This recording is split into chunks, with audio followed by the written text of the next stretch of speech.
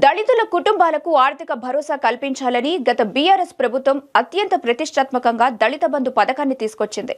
దళిత బంధు పేరు చెప్పి దళారులు మాత్రం పోగు చేసుకున్న సొమ్ముకు లెక్కేలేదు. బడా నేతలు తెలుసని చెప్పి పెద్ద మొత్తంలో ఆయా నేతలు అమాయకుల వద్ద నగదును దొరికిన కాడికి దోచుకున్నారు. లబ్ధిదారులకు 10 లక్షల రూపాయలు వస్తాయని ఆశ చూపి ఉపాధి పొందుతున్న వనరులను సైతం అమ్ముకొని లంచాలిస్తే ఆఖరికి దళిత బంధు వచ్చుడు దేవుడెరుగు ఉన్న ఉపాధి కూడా పోయి రోడ్డున పడే పరిస్థితి వచ్చింది.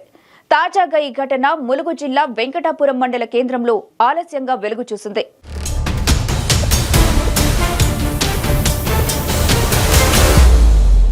ములుగు జిల్లా వెంకటాపురం మండలం మర్రిగూడానికి చెందిన అంజిబాబు, నరసింహరావులు దళిత బంధుకు ఆశపడ్డారు. తమ పని తాము చేసుకుంటూ జీవనం సాగిస్తున్న తరుణంలో మీకు దళిత బంధు వస్తుందని 10 లక్షల రూపాయలు ఇప్పిస్తామని అదే మండలానికి చెందిన చిడెం మోహన్ రావు, మాజీ సర్పంచ్ తాటి సరస్వతి, మండల కాంగ్రెస్ అధ్యక్షుడు సయ్యద్ హుసేన్ నమ్మించారు. అయితే అందుకు ఒక్కొక్కరు 1,20,000 రూపాయలు ముట్ట చెప్పాలని డిమాండ్ చేశారు.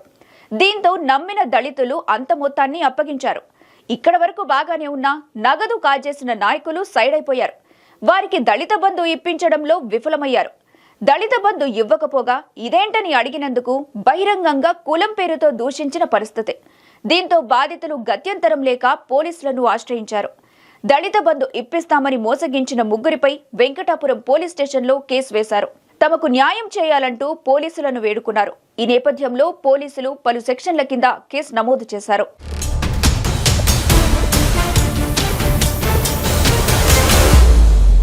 సార్ ఇంటికి పోతే మేము డబ్బులు ఇవ్వలేమో మా వల్ల కాదు అని చేతులు ఎత్తేసింది. ఎవరు? చిడమోహన్ రావు తిడతాడు మమ్మల్ని. ఏదో మాట్లాడుతాడు, మాది కూడా వీడు కూడా మాట్లాడి తిడతాడు. మేము ఉన్న కాడికి మేకలు అమ్ముకున్నాను, నా ఆరోగ్యం బాగలేదు, మీకు ఇది పేషెంట్, నాకు డబ్బులు కావాలి, ఏం చేసినా నాకు డబ్బులు ఇప్పించాలి. పోలీసు వాటి గారు మాకు బతిలాడుకుంటాను. డబ్బులు ఇవ్వాలి, ఎవడే తినడానికి ఎవడు వాళ్ళ సొమ్ము మాకు తినడానికి మాకు సంపాదించుడా ఏమండి?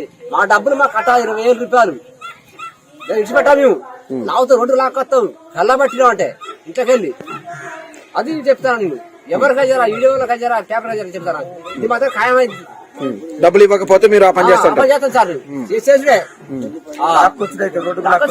లాక్కొస్తాం కళ్ళబట్టి ఇంట్లోకెళ్ళి ఎక్కడ ఉన్నాయి సరే లావుతా బయటకి. మీకు ఎంత రావాలి? 20,000. 1,00,000 రూపాయలు ఇచ్చాడు, 20,000 రూపాయలు రావాలి. అంటే దళిత బంధు డబ్బులు మేము తీసుకున్నందుకు మరి ఏమనుకోకండి, మరి రాలేదు అని చెప్పేసి మీ డబ్బులు మీకు ఇచ్చిండు. 1,20,000 రావాలి నాకు. 1,00,000 రూపాయలు ఇచ్చి 20,000 ఇయ్యాల ఇవ్వమంటాడు, చేసుకోమంటాడు. ఎవడా అట్టడానికి లావడగాడు. పార్టీ పెద్దలు కానీ ఇన్ని రోజులు ఉంటే మమ్మల్ని మస్తు మోసం చేసింది. ఏం పార్టీ అయినా? కాంగ్రెస్ పార్టీ.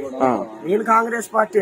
కానీ పార్టీలో మా పార్టీలో ఇట్లాంటి వాళ్ళు ఉంటే బాగానే ఉంటది. పంచాయతీలు గెలిచినట్టు వచ్చే ఎన్నికలలో ఇట్లాంటి నాయకులు ఉన్నారనుకోండి, ఎవ్వరు కూడా ఓటేసే పరిస్థితి కాదు.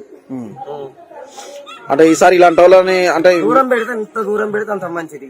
దళితుల్నే మోసం చేసిందంటే వాళ్ళు స్టేజ్లు ఉన్నారు, అర్థం చేసుకోవాలి ఒకసారి.